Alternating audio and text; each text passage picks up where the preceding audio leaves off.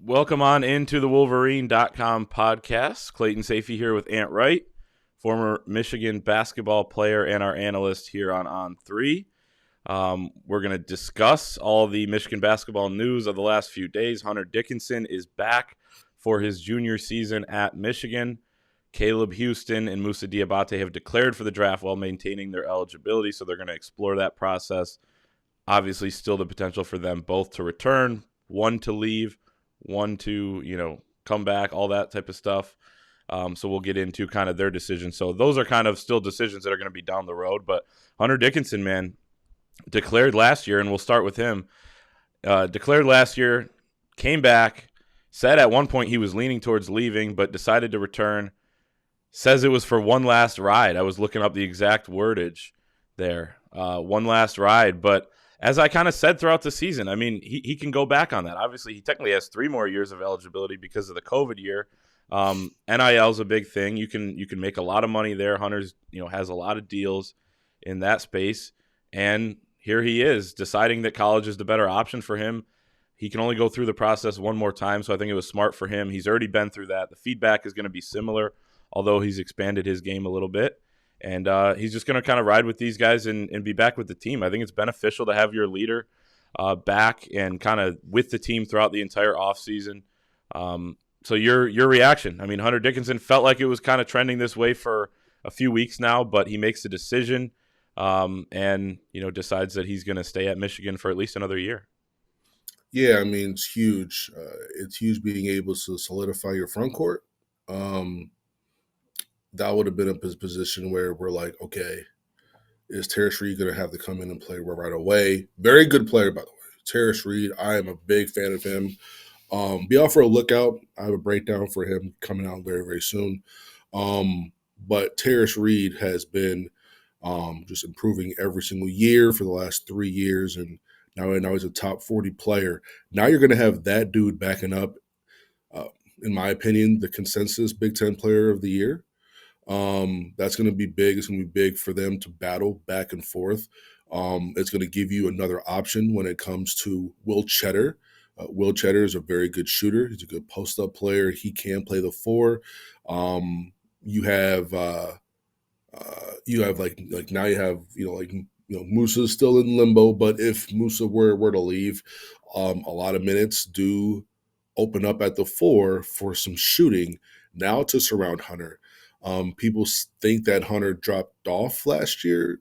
That's opposite.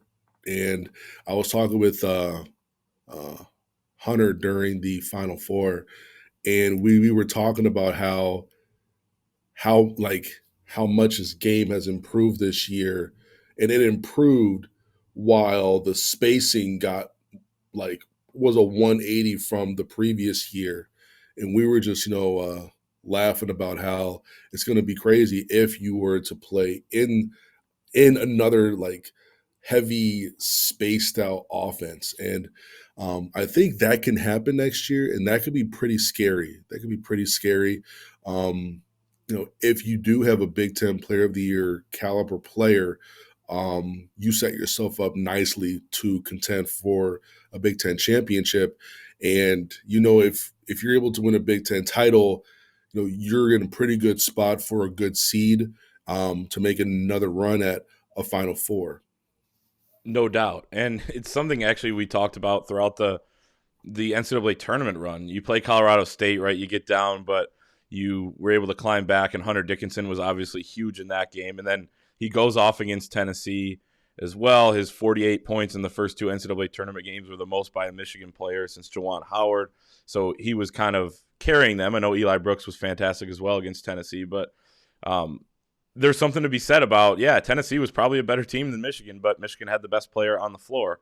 And Colorado State, might have been better. They looked better for the first 15 minutes, but Michigan had the best player on the floor. They were able to pick it up and win. Now you translate that to next season when there are a lot of guys in the Big Ten that are departing. It's something we talked about right after the season, how the Big Ten is not going to look the same next year. It's going to look so much different.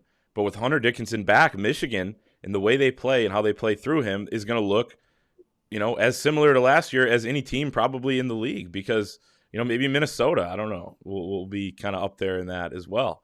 Yeah, But they are my surprise team. I saw that you have Ben Johnson for Coach of the Year, which is hilarious. We're already doing this, but I love Yes, it because. But no, I way think too early takes.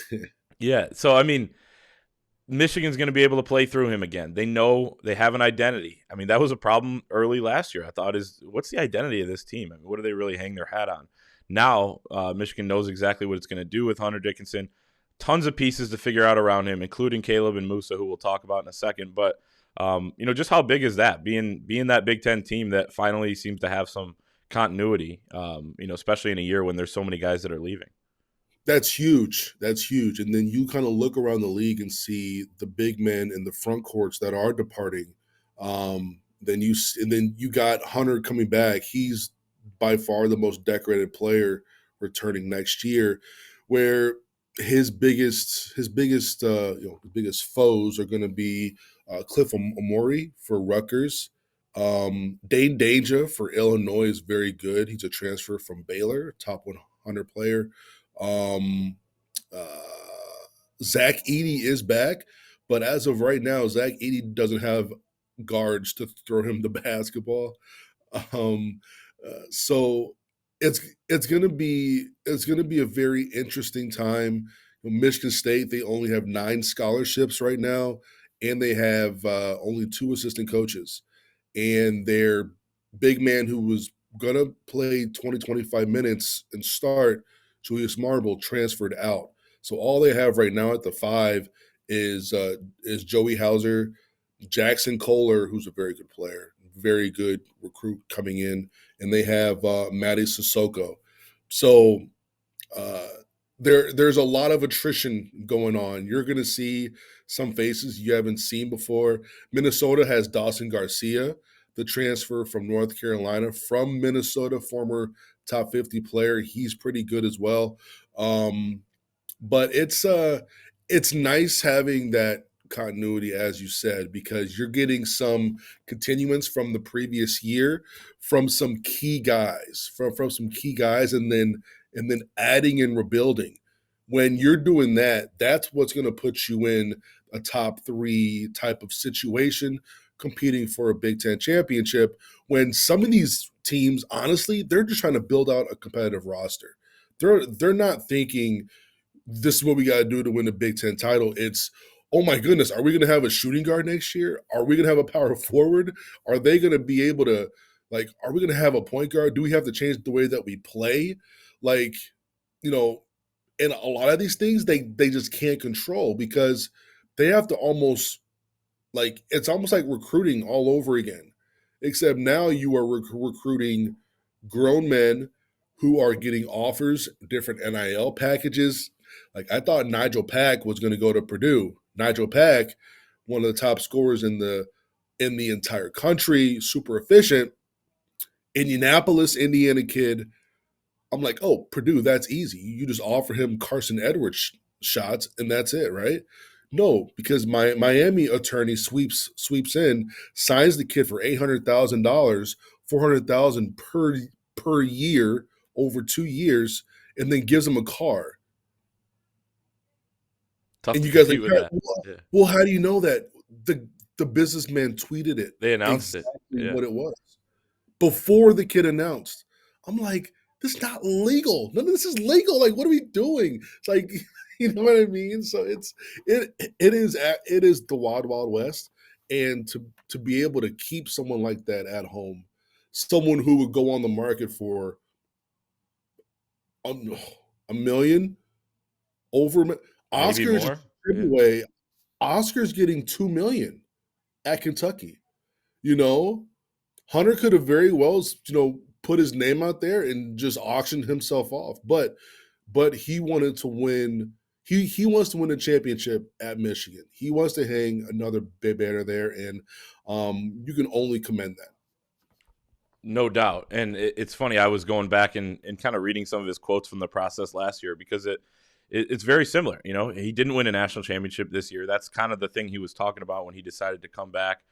He also said NIL was just a little bit of a little icing on the cake type of thing, Well, now that we're a year into NIL, I think that has changed. I'm glad you brought that up because it was a point I wanted to make.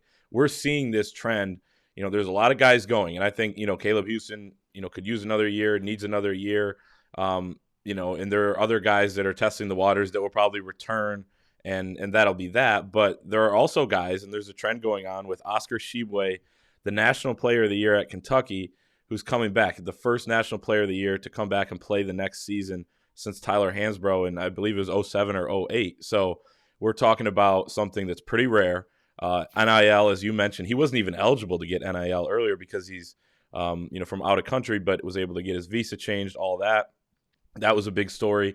You see Armando Bacot for North Carolina, another guy who's more of a traditional big, not the NBA style right now, decides he's going to come back for, his senior year, I believe? I believe. Yeah, his senior year, because he's a year ahead of Hunter, and they played together, and they'll play against each other again in the Jumpman Invitational. And they'll play Oscar in London. Yeah, that's right. So he's playing both of those guys. It would be great matchups, and really interesting to watch. And those are all three, guys that were dominant big men last year, dominant players in college that are coming back. So I guess, you kind of touched on it there, but in terms of NIL, I think Hunter has realized how much money he can make. There's rumors out there of how much he is making, and he's going to continue to rake that in because he's so, for as much as we laugh at the comments he makes and, even his teammates, the screenshot of them laughing before he even opened his mouth talking about the NIT chants and all of that. As much as we laugh about it and kind of just, brush it to the side, he's building a brand for himself. He's good on social media. He is, obviously 7'1". He's the big man on campus, as Devontae Jones said, literally the biggest man on campus. And that means something these days. And I think he's enjoying his college experience. NIL, for as much as we can talk about how there are some downfalls to it, how it's, is this legal? Who knows? For certain things like the Nigel Pack thing. But it's keeping a guy in college basketball. And as somebody who loves the sport, I think this is one of the good things about NIL. I agree 100%. The bags that are being dropped is unreal, is unbelievable. And I talked about this on the Spotify Live. Like everyone is in the NIL game. Every school, well, like Air Force cannot be, because I think the academies can't. The academies can't, which is like how do you that's just tough. But I mean, they're signing up like, I don't know. There's a lot of rules there I don't understand. Yeah. So like everyone's in the NIL game. Every school who's able to be is in the NIL game. But that's almost like, going to the casino and saying, hey, everybody here is gambling. Right? There's someone with with $5 over on that slot machine. There is someone with $100,000 over on the craps table. They're both gambling. But there's levels, right? There's definitely levels. Yep. Someone's got $3,000 over on poker. Someone's got $300,000 on baccarat. Like, no, hey, we're all gambling here. Like, no, you're not all gambling. Some of you guys are just messing around and trying to like get by without doing much. Others are really trying to get something done. At the end, it may burn you, but there's different levels to this stuff, man. Different levels. What Miami did is wild. It's true. And I mean, you see the stuff about Texas A&M. Obviously, that's on the football side. Jimbo Fisher, not wanting to admit to that, of course. He would never know about anything like that's going on. But I agree. And the people that have complained about Michigan and NIL and they're behind and all of this, I mean, sure, they don't have the NIL collective yet. We hear that's, in the works, and they're, working on doing stuff the right way, like the legal way.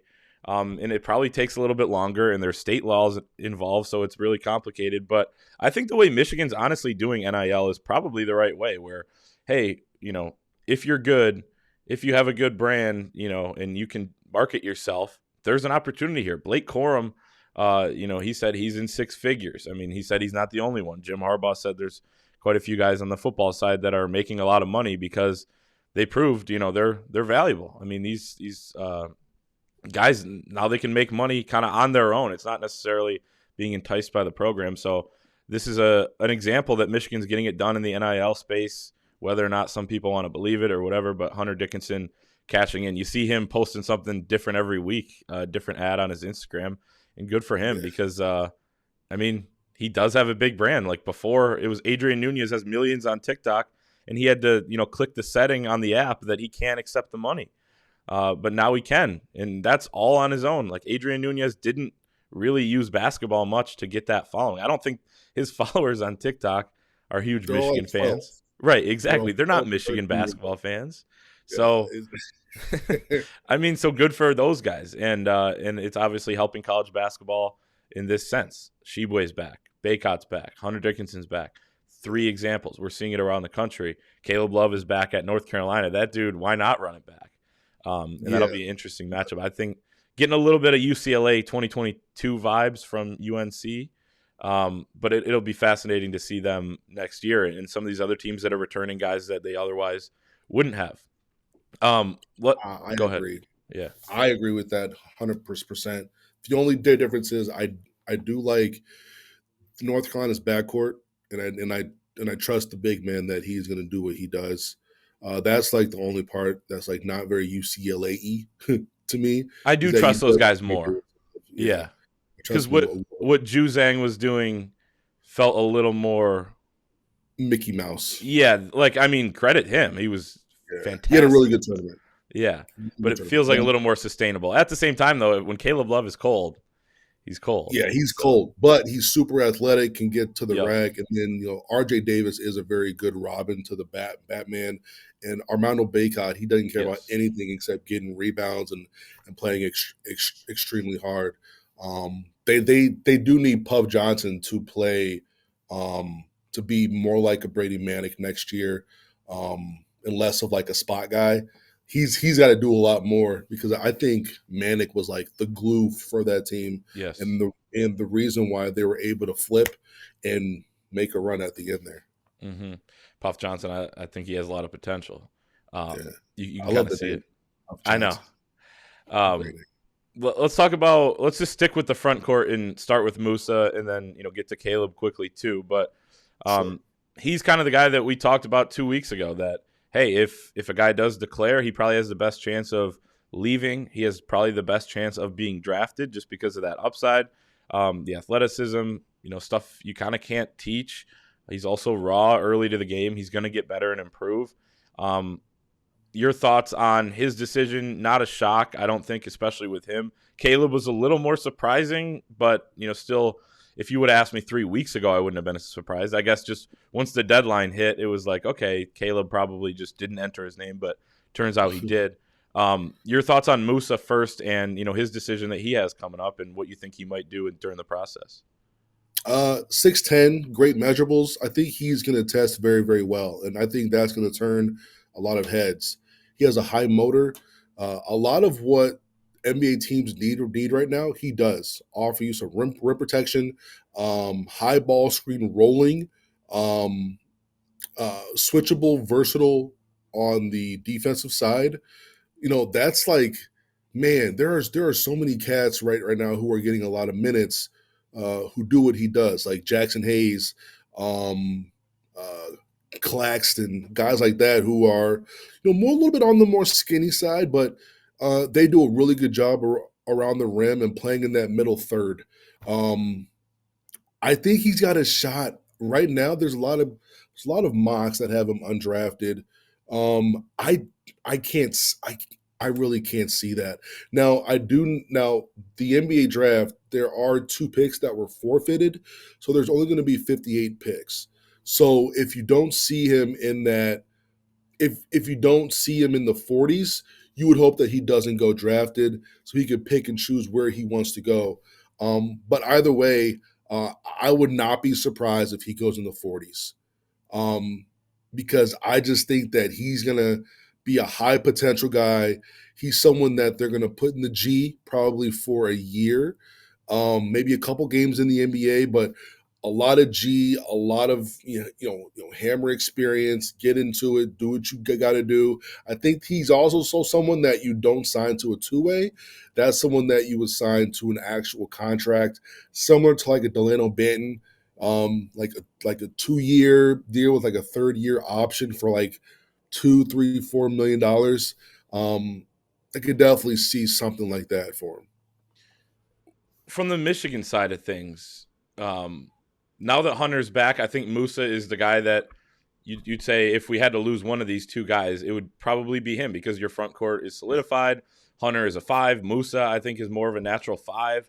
And, you would easily take him back. And the people that are saying that, let him go and all this stuff, let him test the waters. Obviously, it's his decision. But I think in an ideal world, Moussa Diabate is back. People forget how productive he was. 9-6 last year. Shot a good percentage from inside the arc. Obviously has a lot to improve on.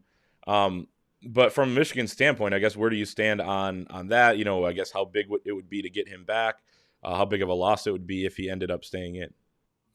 Getting someone back like that, someone who has a high ceiling, someone who can go through a sophomore leap, would be nice. But I also think that putting a shooter at the 4 spot is going to benefit your All-American a little bit more. Where I think, Will Cheddar, if Caleb comes back, Caleb's going to be right there at the 4. Terrence Williams is going to be right there at the 4. We're going to have a lot of options, and they're all going to be able to shoot a bit. Even Terrence Reed can shoot the ball. And I will not be surprised if they put Terrence Reed at the 4 alongside Hunter at times, or just to experiment with that. And he's pretty polished, very very inside out type of player. It's very interesting. David West is like my comp for him. I like it. Yeah, very very very very good player. But I just think it's good either way, in my opinion.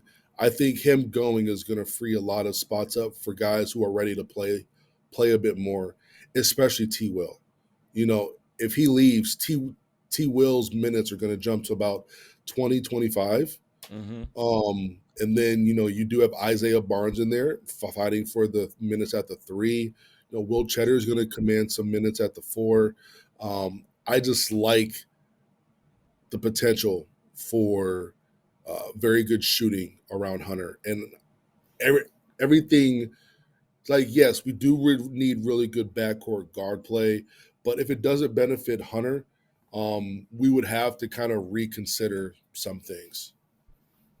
It's funny you mentioned, okay, let's say Moussa leaves, it's Hunter at the 5, potentially Caleb at the 4, and I'm kind of feeling the same thing, that I expect Caleb Houstan to come back. He's another guy, not appearing on those mock drafts, fell from being a top 5 guy in some of those coming out of the U19, Team Canada stuff that he did last year and was really impressive in.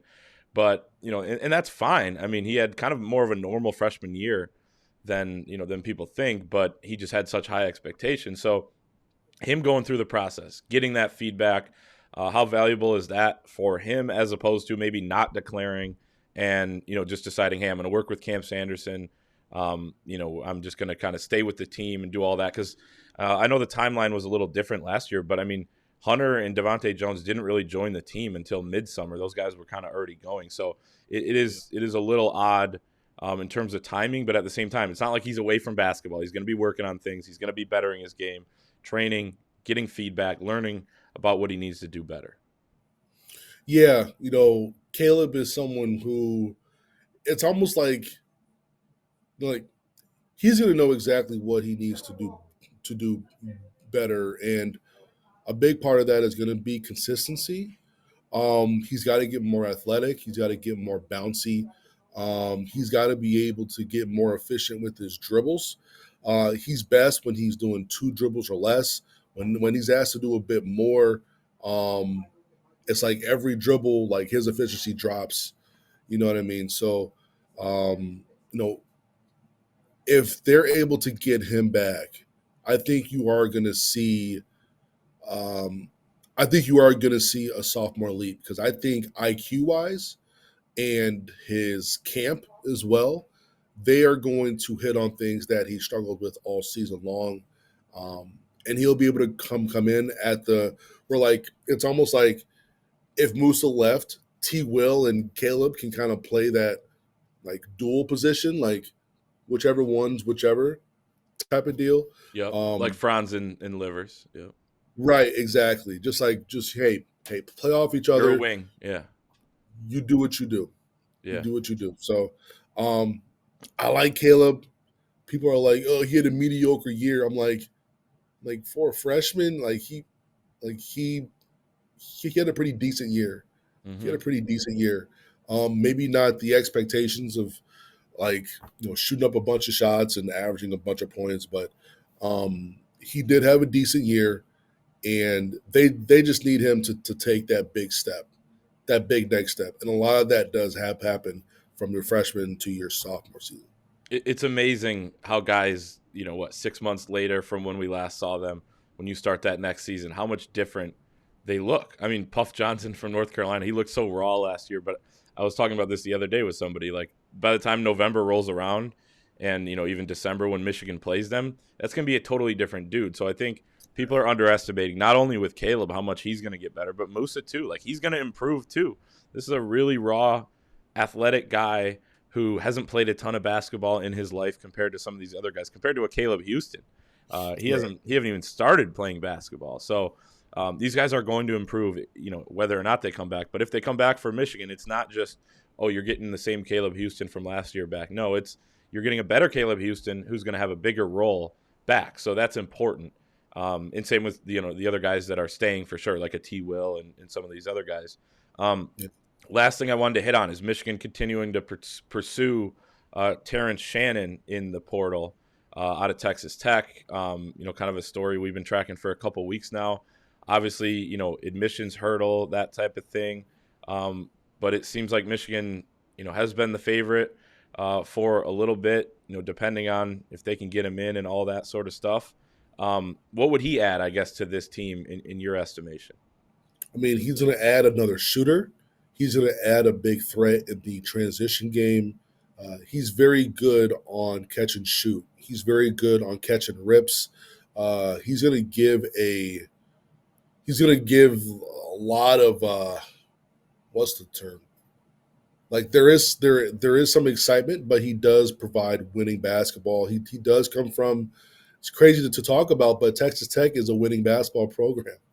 You say that 6 years ago, you're like, ew, disgusting. Like, no, no, but he's going to come from a winning program, understanding defense, understanding winning plays, understanding what not to do in certain situations, what to do in certain situations. He's not some isolation guy who was going to just ISO you and do all these things, but very good catch and shoot, lob threat, someone who can get to the basket, very quick first step, and finish very strong at the rim, get fouled, go to the free throw line. I think he averaged 12 points a couple years ago. He was all Big 12 third team. High caliber transfer. I think he's like a top 5 transfer easily. Yeah, he's kind of in there in some of those rankings that people do. Yeah, CBS might have one top 5, 6, 7-ish. Yeah. Yeah, so he's up there with Kendrick Davis and Nigel Pack of hey, these are some big time transfers if you really want to change your program or build on something special that you already have. Yeah, and when you're coming from another power league like the Big 12, which is the best league in the country last year, you don't have those worries throughout the offseason. What is this guy going to translate to? Even these coaches that have done it for so long, and Juwan Howard has a great eye for talent, and same with Phil Martelli, Sadi Washington, Howard Isley, and coaches around the country that have really good eyes for talent. Some of these up transfers, they're still like, well, we don't know. We got to see him once he gets here. And even when he gets here, we got to see him in the games. And, even in the games, is he going to get better throughout the year? So a guy like Terrence Shannon, how do you like this Michigan comparison? A mix between a Tim Hardaway Jr. and a Charles Matthews. I guess, what are your thoughts on that? You can tell me I'm way off, but. Terrence Shannon and Charles Matthews. Charles maybe a little bit of the defense. He's a little bit bigger, Yeah, little bit, but I can see that. I can see that a little bit because my comp for him was Brandon Rush, and that's kind of who he is. Like he's gonna hit you with spot ups. He's gonna get to the rim on one or two dribbles and try to dunk on you. Super athlete, not an ISO guy, but very good one step. Uh, I can say that, but I think Tim was a lot better off the dribble with his jump shot. But fair, yeah, fair. yeah, I can say that. Yeah, I can say that. Sounds good. So we'll continue to track that story here at thewolverine.com. If he pops, if he commits to Michigan, we'll obviously break him down and do all of that stuff. Continue to follow the story there, as well as Moussa Diabate, Caleb Houstan. The rest of the offseason stuff also worth mentioning that anybody on the team right now that's going to transfer out has until May 1 to do so and be eligible for next season. Although then you see the reports the other day that no one even really believes if that's a true deadline or not because the NCAA can still hand out waivers. So the NCAA continues to just be, it's just whatever goes, I guess, with that organization. Yeah, exactly.